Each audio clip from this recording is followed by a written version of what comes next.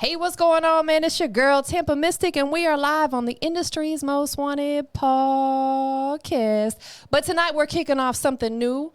This is the first edition of Roundtable Mondays. Yay! I got two of my faves with me. Man, listen, I appreciate you guys both being here. Give me some love. Boom. Some love over here. Boom. We're going to get into a brief introduction of both you guys, then we're just going to jump right on into it. You know, Roundtable Mondays is really a discussion about music business, artists, management, producers. It's definitely not an interview. It's just more of a roundtable discussion. There's a lot of stuff that you guys need to learn, so we're going to get right on into it. So we'll let Givenchy kick it off. You right here to my right. Give us an introduction. Givenchy Royal, definitely in the artist management, A&R for Ruthless Killer Records. Also CEO of Label Runners, and a songwriter myself. So, you know, I wear a few hats. You got a pretty cool one on tonight, too. Yeah. No pun intended. I got the Charlotte thing on. And Mr. Hot Def over there, Dominique. What's up? What's going on, man? Thank you for being here. Oh, no, anytime. You know I got you. Appreciate you. You two are some of the realists. Introduce yourself. So I'm Dominique. I go by Hot Def. I manage the producers, the Supernaturals. I'm a graduate of Full Sail University. I help creatives get their plaques, help find missing royalties, everything. Help with the entertainment business, all of it. Man, that is amazing. So, you know, it's safe to say that these two guys really got heavy credentials. I've known both of them for a long time. I respect both of them, and that's why they're sitting here at the round table. Even though it's kind of oval, it's the round table, right? It's the round table.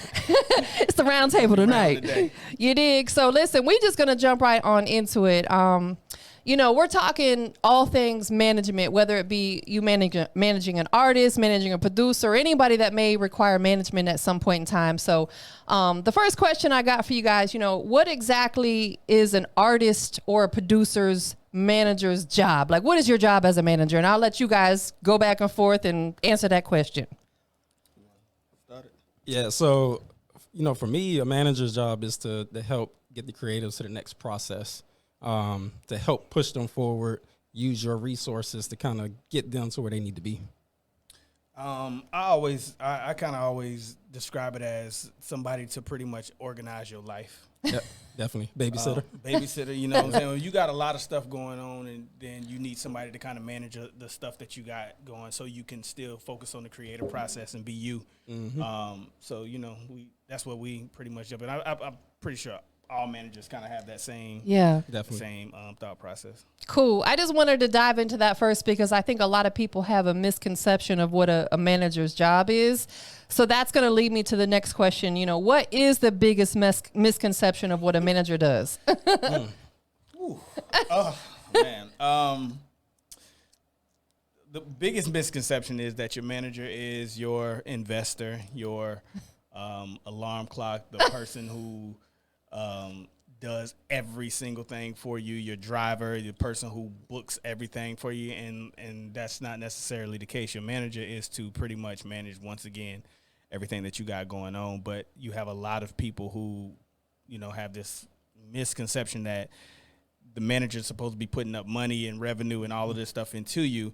Now, your manager can help you go find a budget, you know, and go find a situation and things of that nature, but I think people look at their manager as their personal assistant, their do boy, their all of this stuff, and that's totally not what it is. We're more so on the business side of making sure that all of your business is structured together. Would you like? Definitely. Like that was a great answer and great question as well, Tampa. Like I see this like day to day. A lot of creatives, they feel that the manager is supposed to pay for this, pay for that. Like they always got to front money for something. But no, the manager is there to help you. Like I said, use their resources to help take you to that next level. Your manager is the one that knows the A&Rs, knows the label reps. Yes. They know everybody that they need to plug you into. I want to actually throw something additional in there, spin off of what you said, because it was a situation that I encountered fairly recently. As a manager representing an artist, an independent artist, how important is it for you guys as managers to be in the know of who they need to be connected with in this music business?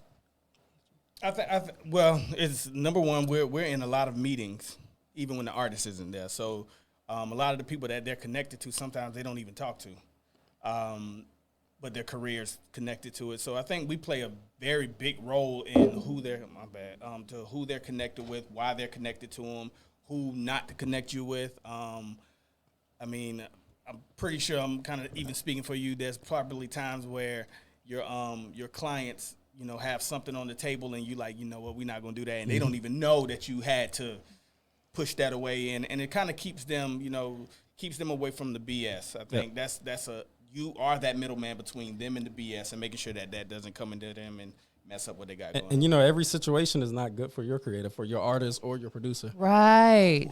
Right. And I asked that because I was speaking to, and I certainly don't ever want to throw names out there. And this is not no shade at all, but I was speaking to an artist manager about the event I got coming up with Bigger Rankin, and he told me, he's like, and they're from Atlanta, and he's like, oh, I've never heard of Bigger Rankin before. Like, he was so skeptical because, and I'm just like, in my mind, I'm like, if you're in this independent industry, especially hip hop in the Atlanta market, you need to know who Bigger Rankin is. One of the people you got to know. Definitely. And it was just kind of weird to me because he was like, I don't know who that is, and I was like, okay. Yeah. So how important is as a manager to know the right people? Is it really important? It's super important. I mean, if you don't know the right people, you don't need to be a manager. At the end of the day, you just don't need to be a manager. Yeah, that was totally my thought. So okay, I just want to throw that out there. and there might be times where you don't even know the person, but you probably heard of them. Right. Or you're like, you know what? If the name comes up, I've done this before, and especially like when I was probably newer into management, if a name came up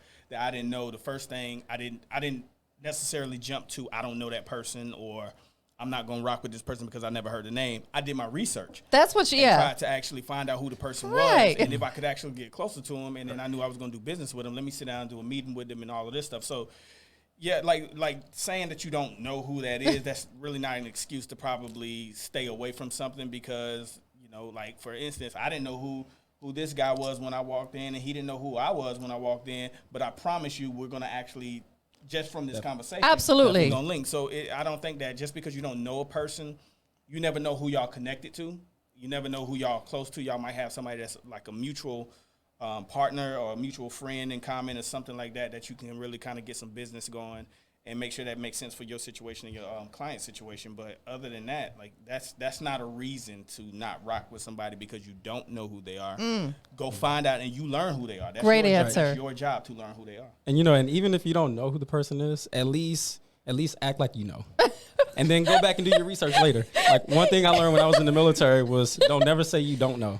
Right. Always say, I'm going to find out. Listen, that's one of the things that I do when I media train some people. I'm like, if I ask you a question, you never want to say, I don't know. You're going to say, well, what I can tell you is this. Yeah. You know what I'm saying? So, yeah. Okay, good. I just want to throw that out there. So, managers, get familiar with the people that you need to know, right? Please. Definitely.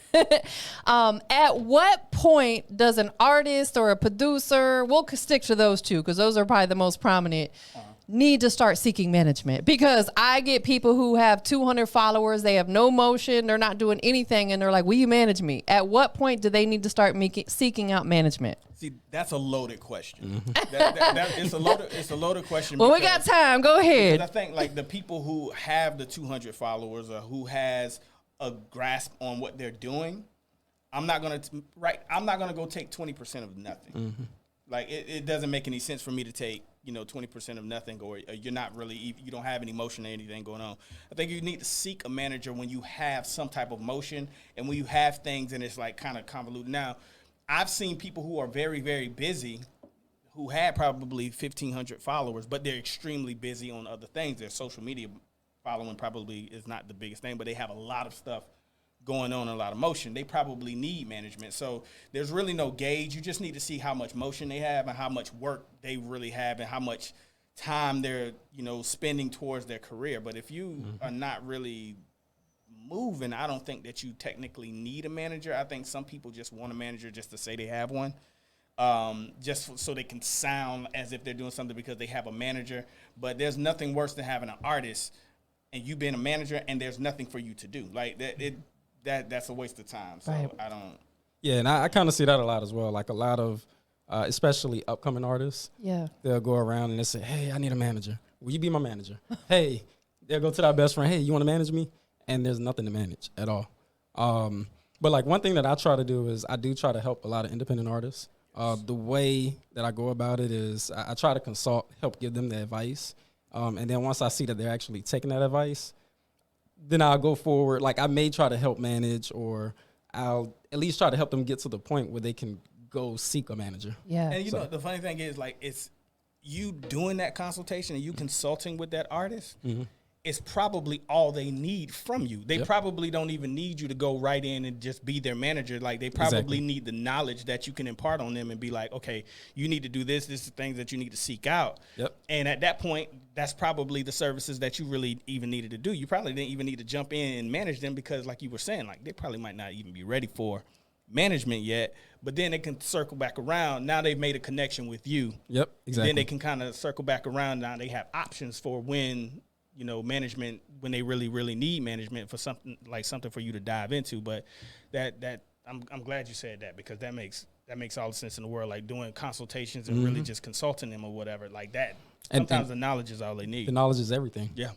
Everything. So I'm going to throw a couple extras in there if that's okay, since we got a little bit of time. When it does come to management, let's dive into the next one, and then I'm going to throw some more in there. As a manager, you know, you guys both do management.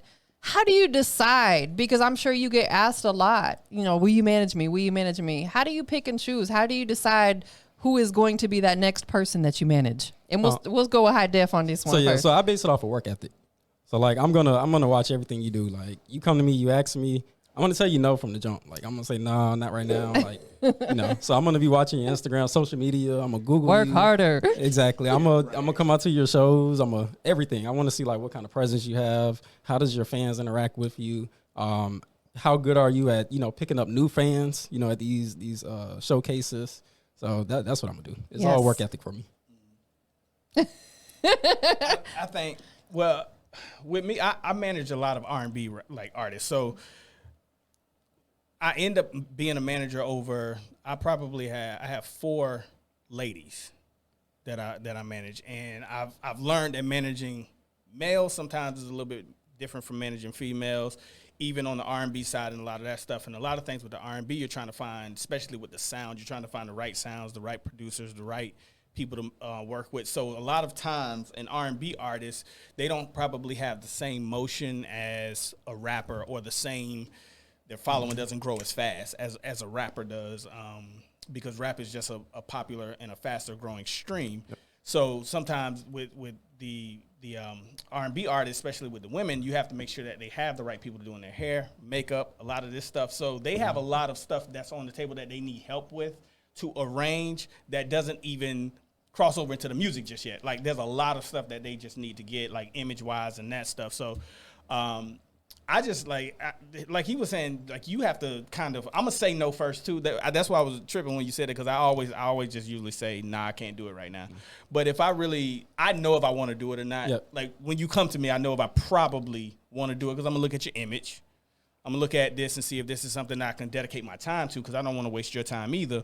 But then I do want to see how you work, what your work ethic is like. I want to see what you're like in the studio, because I started managing because I'm a songwriter. So I started managing artists so I could put my records on my own artists and stop playing the political game. So I kind of did it a backdoor way and then fell in love with it. But I need to see how you work. And if you do have shows, pop out. Like, you know what I'm saying? Pop out at the show. Don't even tell them that you're pulling up sometimes. Just like pop out. Let me see what you're doing. And I mean, you gotta do your research. High Def is right, man. You gotta do your research on these artists first. Because you only get paid when the artists get paid. That's right, man. Yes. Right. Yeah. Let's dive into that a little bit, because I've had people come to me and say, how much would you charge me to manage me? And I'm like, that's not how it works.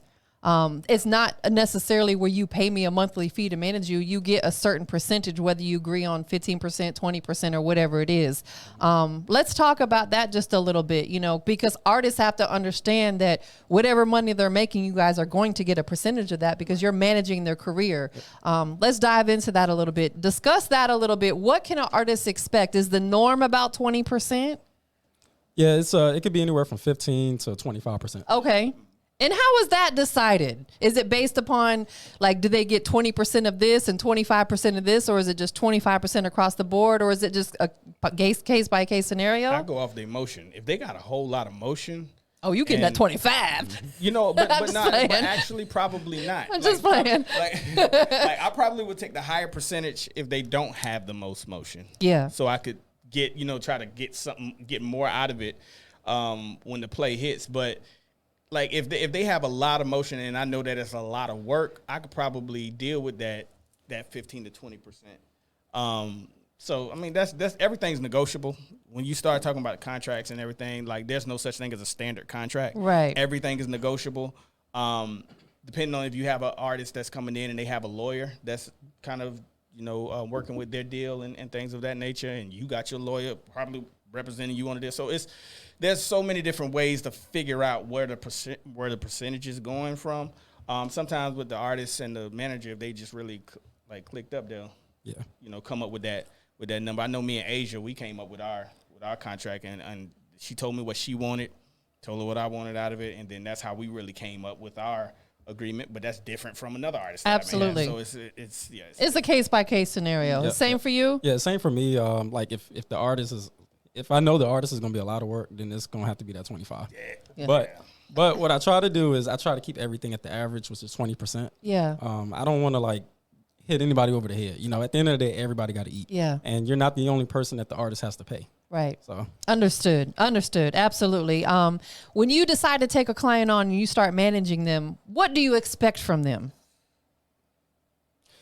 To work. Hey, don't waste my time. Don't. And another thing is you got to think artists. One thing you will learn as a manager, and this is not a slight to any artist or anything, but artists are loyal to their careers first. And people have to understand that this is a business. They're not loyal to you per se. And as bad as that may sound, you have to understand that these artists are trying to fulfill a dream. So they're trying to reach a certain thing. So one thing is, my whole thing is, look, just make sure that you're working within the parameters of what we're doing. I don't need you going over here. I don't need you going over here. His artist, he would be pissed off if his artist coming to me, talking to me, saying, hey, can you do such and such and such? And that's your manager. You know what I'm saying? And there's artists that do that a lot or let other people get in their ears. So my whole thing is, focus on what's going on. I'm not asking for loyalty. I'm asking for professionalism more so than anything. Be professional to what we have going on, to the situation. Let's make the best of the situation while we are together. And if we ever part ways, then we part ways. But I'm looking for more so the professionalism that you hold, and don't be all over the place, but your work ethic. Yes. You need to work. Definitely. As an artist, you shouldn't be expecting your manager to put in 100% and then you're putting in 75. You need to be putting in at least 150%. If you really gonna be putting in this work. So he said, "My man, y'all gonna get along great." That's my guy. I mean, no, but seriously, a lot of artists, they'll go out here, kind of like what you said earlier, they expect the manager to do a lot. Right. And yes, your manager's supposed to do a lot for you, but at the end of the day, it's your career. So you're gonna have to put in that extra effort. Yeah. So. Absolutely. When it comes to managing, producers, artists, stuff like that, is the manager expected to be at all the studio sessions, all the shows, etc.? No, I'm not gonna be at every show.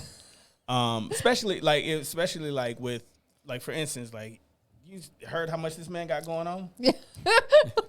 You know, and he got a family and all of that. You both do, right? There's no way that anybody's going to be able to be at every show, be at every studio session. Like I said, it's a case by case basis because I'm so involved in creative processes with a lot of my artists because of writing and things like that. But then I'm not at every single studio session. Once they're kind of on autopilot, they sometimes they may have me come in, like Jaquanda, for instance. She'll have me come in and just arrange. You just do some vocal arrangement or whatever.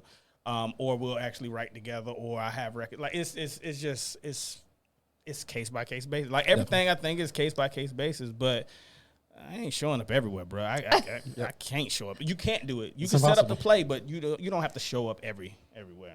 No. Yep.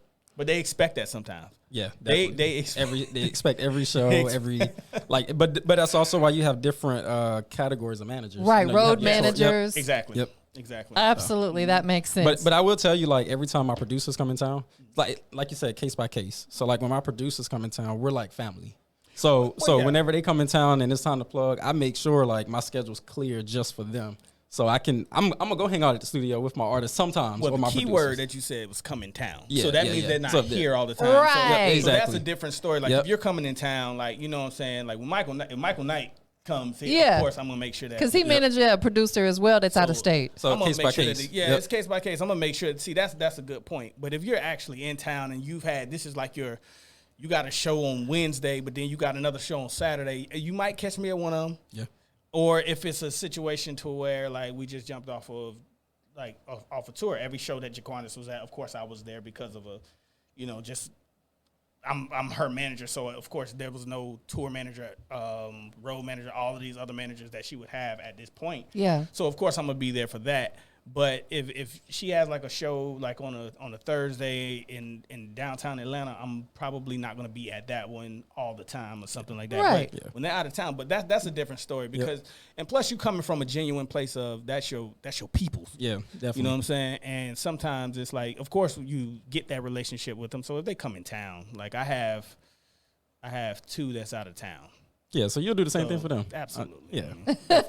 He's like, I got to say that because I'm on camera. Michael Knight, Lachey, y'all know if y'all in Atlanta, I got y'all. It's just that Asia and Jaquanis are both here.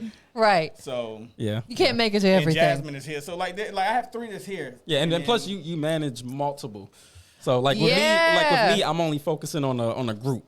You get what I'm saying? So so it's a little bit easier for me to kind of just be at the session the whole time. But for you got to be here, there, over there, back here.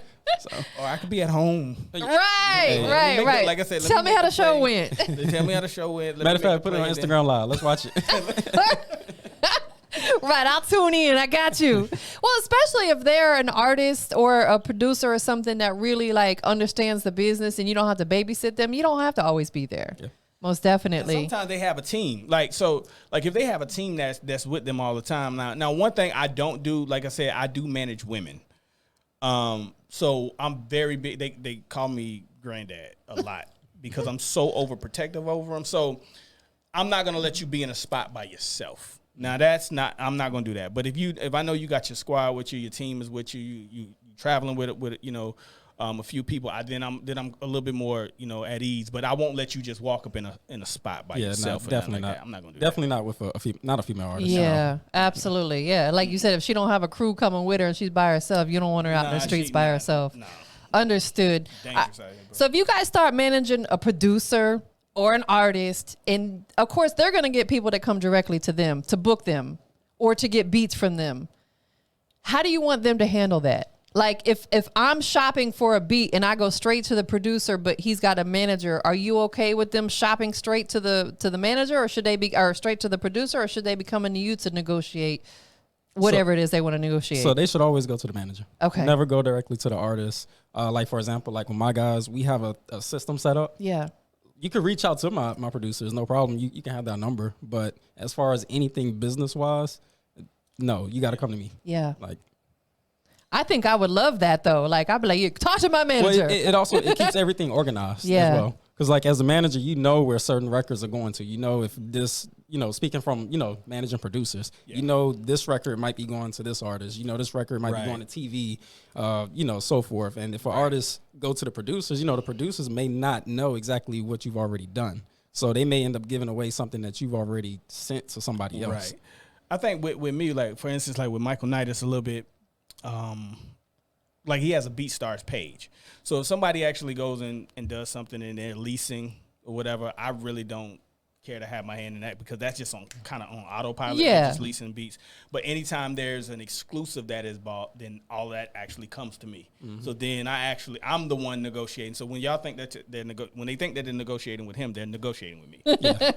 When it comes to negotiating prices, anything when it comes to sync licensing and all of that stuff, of course that's going to go to me first, and then I'm gonna make sure that I handle all of that for him. And that goes back to what you said earlier. Piggybacking on like, you were saying that the artists and the managers handle certain situations. Exactly. So that creates where the artist can focus on the creative aspect of the of the industry. So exactly.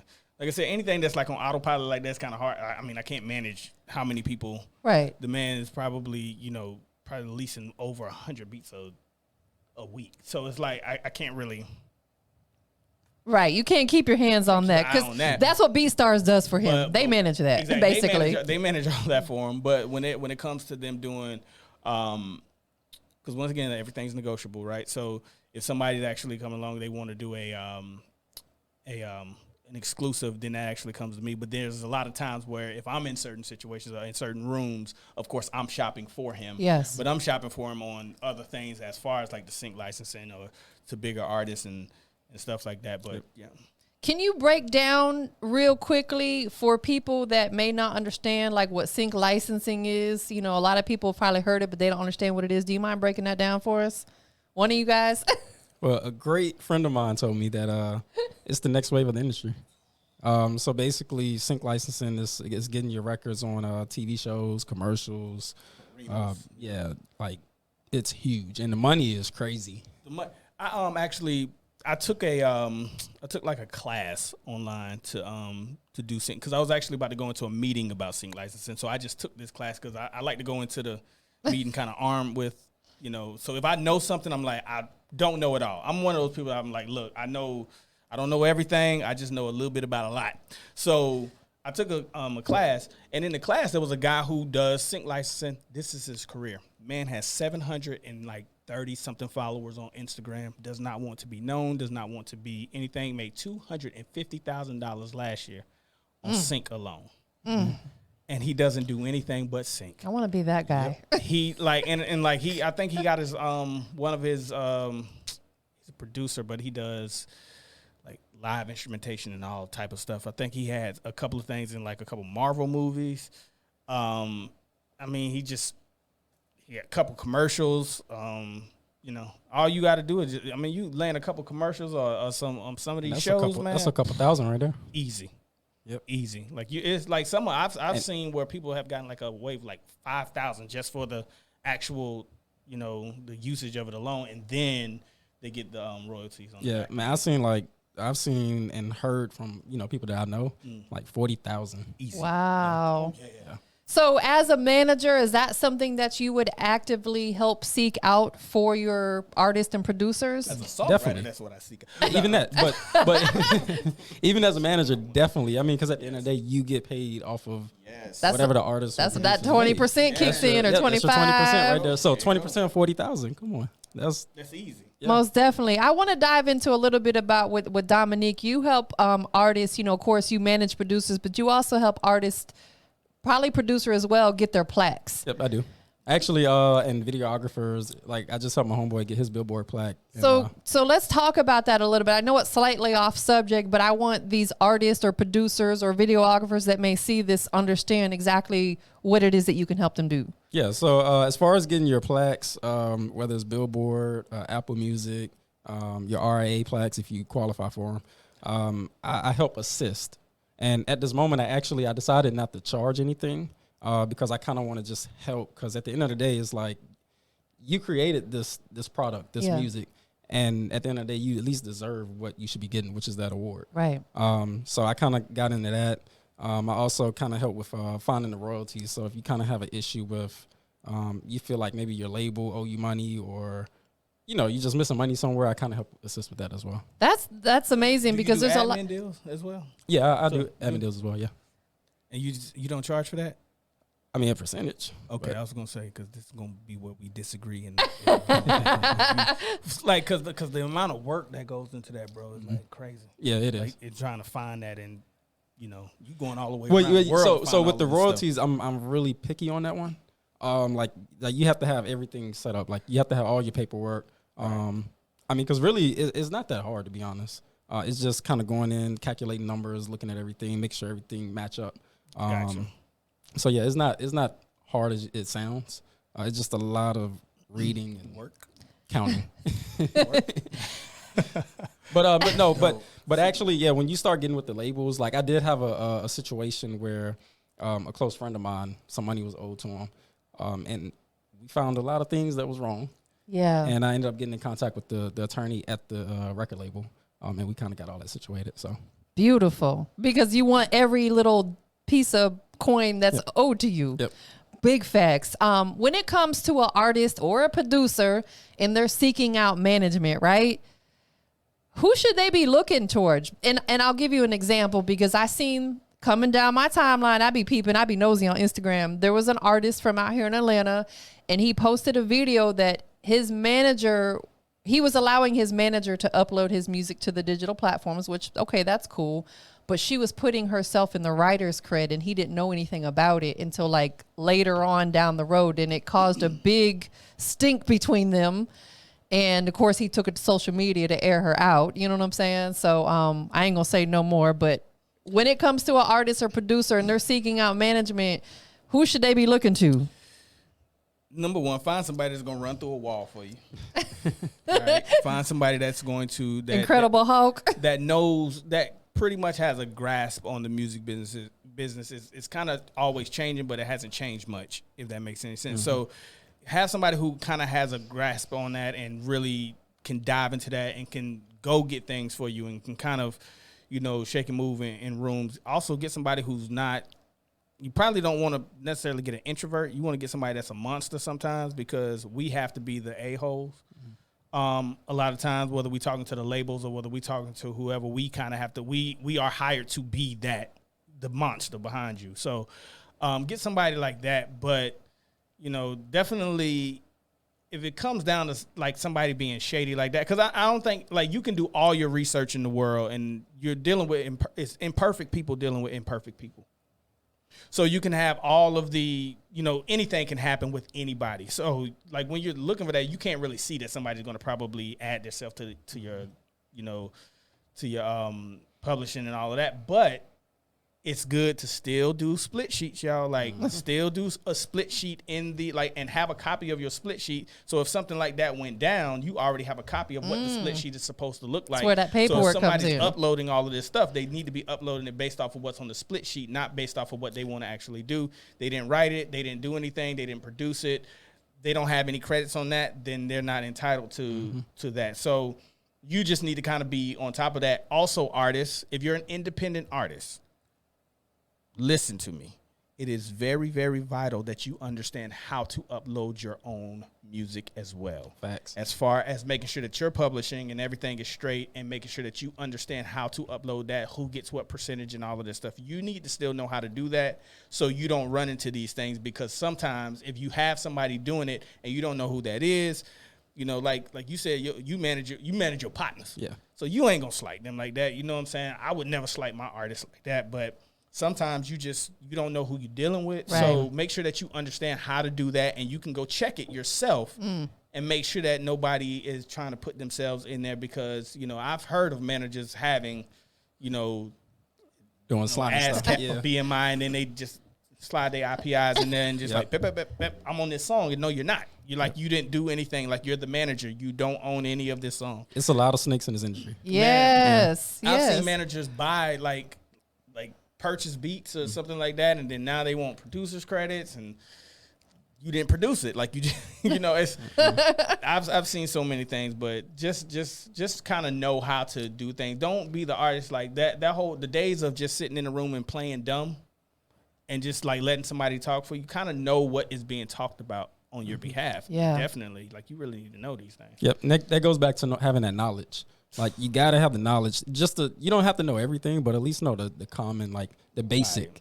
Know the basic. And uploading music, that's one of the basic things that you can know. You may not know about the ISRC codes. You may have an idea about the UPC codes, but I mean, it's not rocket science to log in, upload your MP3, fill out the data, and send it to the stores you want. That's it. And the thing about it now, the one thing that we had that we didn't have is Bigger Rankin actually says it at the beginning of Boom Man and J.R. McKee's podcast. He says the one thing that artists lack the most is access. So, like, now there's so much knowledge, y'all, like online. You don't even have to buy books sometimes to learn about a lot of this stuff like that's going on. Like, there's so much stuff, there's so much information out there now that you can just click on that you don't even have to pay for. So you should know how to upload these things and do all of this stuff so nobody can really kind of slight you. But they have so much access now to podcasts. I mean, this right here is going to be educating somebody, you know, like there's going to be people listening to it and they're going to be like, yo, what he said is dope. What I said is like, and there's information, y'all. Educate yourself. We have to do it. Like, you expect your manager to be educated. Yeah. So you might want to make sure that you're educating yourself and not just putting yourself out. Because some of these artists set themselves up for failure from the jump, just because they want to just be an artist and understand that this is not just music, it's the music business. And it's 80% business, maybe 90% business, and about 10% talent. Nobody. So it's, you got to understand that, how to monetize yourself, how to get your money, and who to go to find your publishing. Yes. You know what I'm saying? Like, who, like, understanding what an admin deal is. This man is a really important guy. Y'all need to tap in with him for real. So like stuff like that is very important. Understanding who to go to for what things, and also understanding how to do some of this stuff yourself, because what happens with you transition into man. I was an artist that transitioned into management. It wouldn't have worked if I didn't have no type of knowledge. Right, so. right. Yeah, and that kind of, it's the same for me. I was an artist as well. I never really wanted to be an artist, but I never felt that there was anybody that would put in the same amount of work that I would. So I kind of put it behind myself to learn everything. So I was doing my own graphic design stuff, everything. So You do everything. No, y'all. This dude do. He does. Both y'all do. Like, y'all are a plethora. You look up plethora inside the dictionary, and y'all's picture's right there next to it. No, but I don't care how much you trust someone or how loyal to them they are to you, vice versa. You still need access to all that stuff. Like, if I'm managing an artist, I don't want to only be the one to have access to their DistroKid or United Masters. They need to have that access too. Because what if something happens to me? Yeah. What if I die? You know what I'm saying? Or what if we fall out? You know, they want. Dang, you ain't have to, like, could you just say broke a leg and was out for like 6 weeks? Just keeping it realistic. You know what I'm saying? Dang. Okay, so what if I break a leg and I'm out? What if you break a leg and you out for 6 weeks? Yeah, it is what it is. You'll be back. But I'm saying, like, you know, what if something happens between you guys and you guys end up falling out or whatever? Right. You know what I'm saying? Yeah. They need to have that type of access. I think that's important. And like I stress it big with my artists to make themselves a business. And like, so they can always, you know, like, they can do things under their business. So whatever your name is, that's your business. And then you operate as the business, and being able to have access to business credit and things like that to really fund your career, and just understanding the money game in this too, because a lot of artists are looking for funding and a lot of things. And I had to really be like, you know, managing multiple artists. Of course, you're not like I said, we're not the bankroll. So how do you find, you know, funding and all of this stuff? So understanding that they can make themselves a business and become an LLC, and then just kind of actually do work LLC or S corp, and really treat themselves like a business, and be able to deal with debt and credit and all of this stuff, and fund your career, and really kind of build your business credit. And now you're building yourself as a business more so than just so it's about knowledge, guys. Like, these are things that as a manager sometimes that we do have conversations with our artists, like, this is what you need to do, and we're trying to educate all the time. Like, if I learn something, I'm gonna be like, yo, go listen to this podcast. Yeah. You listen to it, cool. But if you don't, that's on you. But hey, go listen to this real quick. I just learned this. Like, I don't want to be the only one with the knowledge in my team. Right. Like, if we a team, I want everybody to be able to discuss this, because what if I'm off that day? Like, what if I'm, you know what I'm saying? What if I'm not on point and you have to remind me, nah, let's do this. You said, like, you gotta know what's going on. Yep.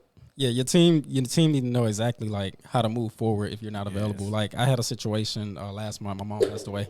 Oh no, man. And yes, I'm so sorry to hear that too, bro. I appreciate it. Yeah. So like, when I got the call that she was sick, my producers were actually just coming to town, and I actually had to leave town early while they were here. Man. So basically, the point I'm trying to make is, even though I wasn't there to kind of handle anything dealing with the business, there was at least one person in the group that knew how to handle the business in case I was out. Right. Perfect example and scenario, because you may have to step away for those personal situations. So you're going to need somebody else that can step up to the plate. You ever see like an artist where they say for management in their bio, and then they have like 3 people sometimes? I used to be like, yo, that's the craziest thing, because like, who do I reach out to? Right. But I did see that with a lot of people. Like, some people have a management team, and then some people just handle certain things where, like, it's I've been in a situation to where I was the meeting man. So I did all the meetings and made sure that, you know, had the attorney look over the contracts and all of that stuff. I did all of that stuff while I had somebody else doing like all the streaming and making sure that was taken care of. Right. And all the more so of the admin stuff was taken care of. So, you know, sometimes, I mean, build your team. Sometimes you might have to have a management team. Sometimes 2 people will team up and manage an artist and, you know, kind of put their expertise behind it. So Let's talk about that real quickly too. So if you got an artist that's popping, they on the rise, and you need multiple managers. You need a road manager and you need a booking manager. How does that work? What can an artist expect? Are they paying each one 20%, or how does that work? Because they'll be like, dang, where my money at? Basically, like if you got a different situation, like you have your business manager, you have your road manager. Of course, your road manager is going to be out on tour with you. So, right. You might sit here, you make $50,000 for one show. Okay, your road manager need to get a piece of that bread right there. You get what I'm saying? Yeah. But as far as like the business side, like those business deals, that's going to your manager, and however y'all got the situation set up as far as for y'all to get paid. Right. Gotcha. So the road manager is not getting a piece of the business deals. They're getting the tour money and stuff like that. Right. Business manager is probably not getting the stuff off the shows. Right. And unless the business manager is the person who kind of landed that situation for you, then you'll negotiate, this is what I'm going to get off of the tour. Certain percentage. Whether it's a percentage from like at the end or per show or something like that. I can tell you right now, a lot of artists that are getting 50 bands, 60 bands, 100 bands a show, they busting that bag down.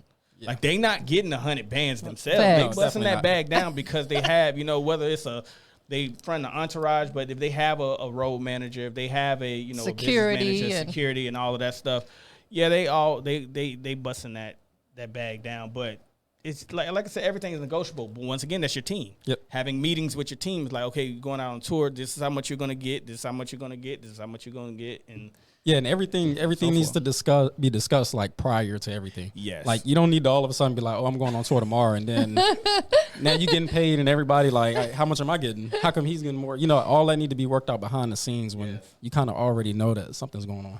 Don't just pop out. Right? Yeah, definitely. I'm on tour like, whoa, wait a minute. Yeah, so it's.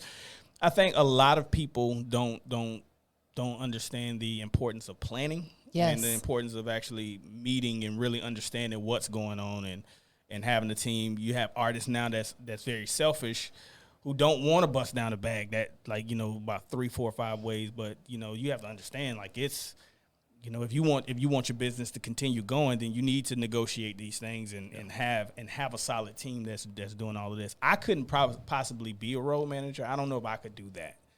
I'm too old for that, man. I'd rather be, that's how I feel. I want to be home.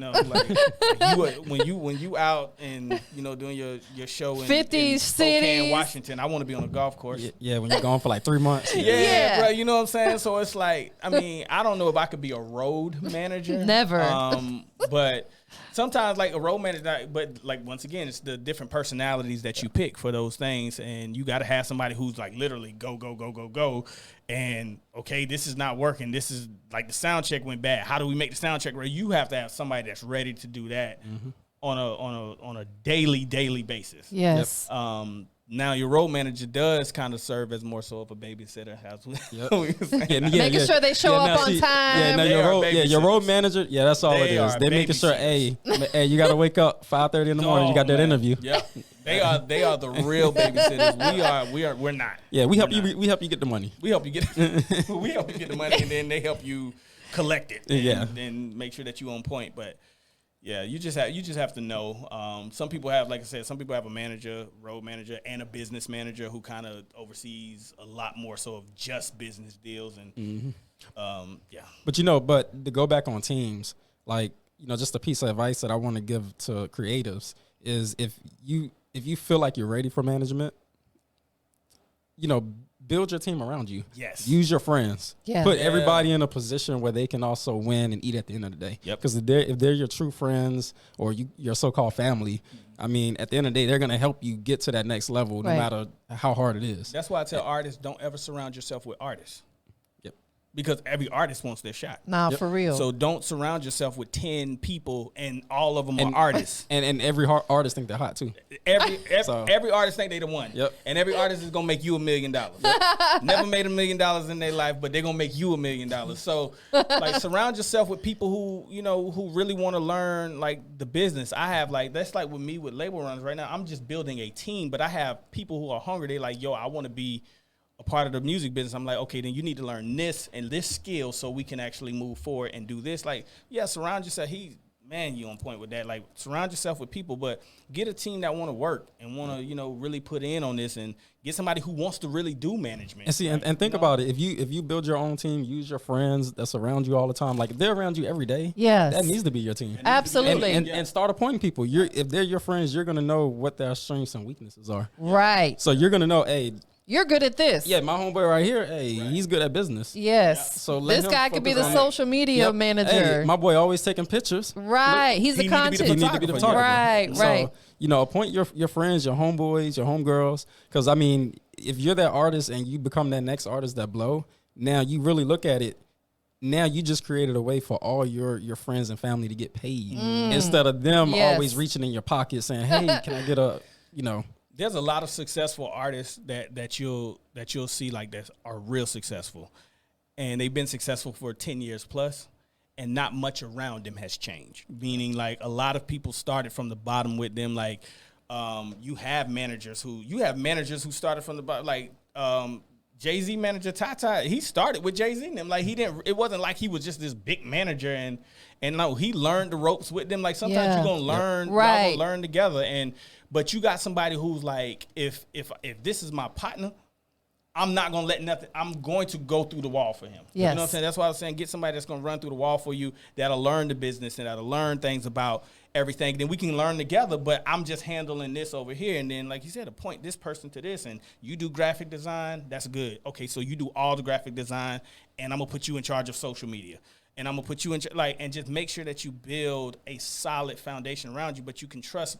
Like, the level of trust is higher Yes. with people that you know, that you fond of, opposed to somebody that you don't really, you don't rock with, or you just popping out and, hey, Tampa, manage me. Yes. I don't even know you. Hey, Right. hey, bro, manage me. Right. We I might just not. We met might him, hate you know each what I'm other. saying? No Like, chemistry. and we might not even, right. Yeah. Chemistry has to go both ways. Like how you was saying that, like, you gonna do whatever you need to do to make sure that they straight. Yep. You know what I'm saying? And I think that's the biggest thing. Relationships, we always talk about relationships and building relationships, but the relationship that you have with your client is so important.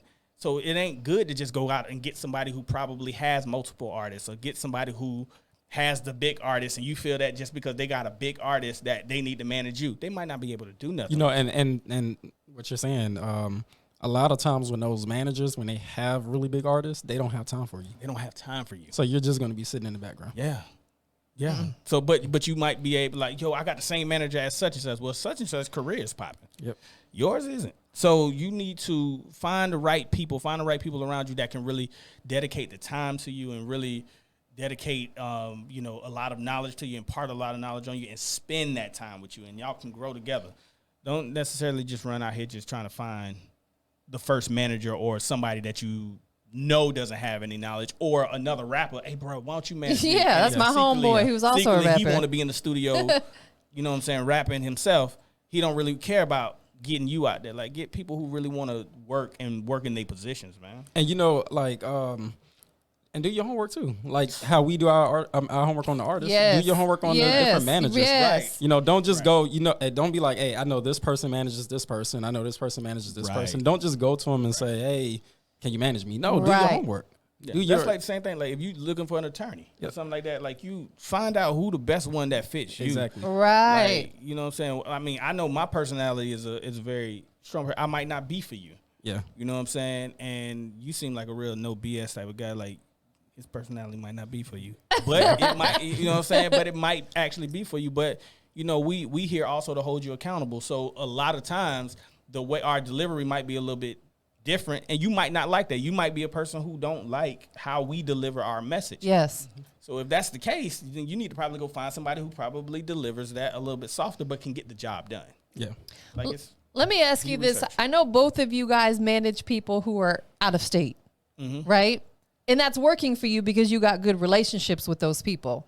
If there's an artist out there or a producer that's just kind of starting out, but they're starting to catch a little, motion, and they're possibly at that point where they need the first time having a manager, should they seek somebody that's local to them, or would it be okay for them to seek someone out that's out of state?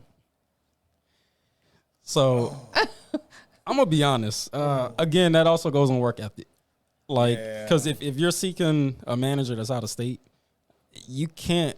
I'm gonna be honest with you. If you're not doing what you need to do in your hometown, It ain't gonna work. it's not gonna work. It ain't gonna work. Like you need to already have that buzz in your hometown. Yeah. So that way you can start expanding out to other areas. Understood. So if you're in somewhere like Idaho, you know, have your fan base in Idaho already built. Yeah. And if you're like, all right, I'm a rapper, so I need to build in Atlanta. Okay, then you could try to build in Atlanta, but you also have to be willing to travel as well. Yeah.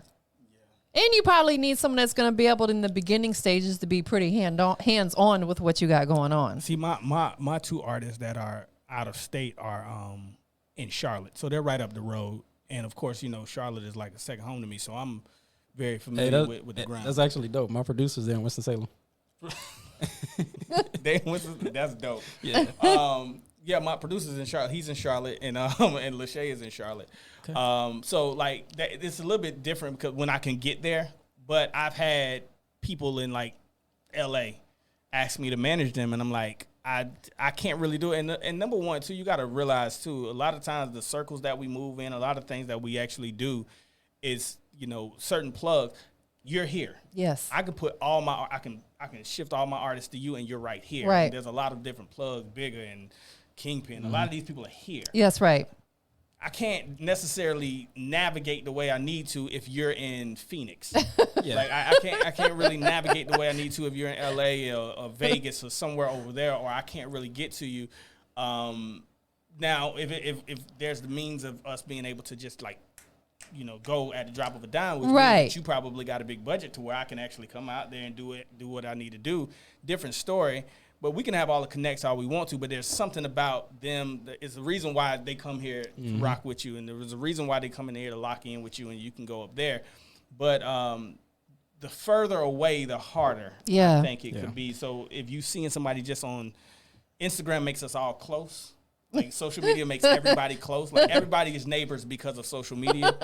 But also understand that you are not that close, like logistically. So safe to say they should probably seek someone out that's local to them, starting out. Yeah, depending on the level that they're at. Yeah, most definitely. If they're big, then they could probably be anywhere because you can push buttons. Right, exactly. And they probably got a budget to fly you out a lot quicker and stuff like that. And it's all about that budget. Yes, because that's the other thing too. I mean, even though you don't directly pay your manager, you still got to have a budget together because you got to fund shows and having your music put on the digital platforms. All that costs money. I've done it a couple of ways too. I've had it to where like I told the artist like, hey, it's going to be this set amount, and I'll manage this project for you. Right, because there's because I know that I'm going to have to, probably get up and move and do a lot more stuff for you. But I mean, it's, and then that once again negotiable and everything. But sometimes I do ask for like, hey, you gonna like I think it was like the most I told somebody they wanted the amount of stuff that they wanted me to do.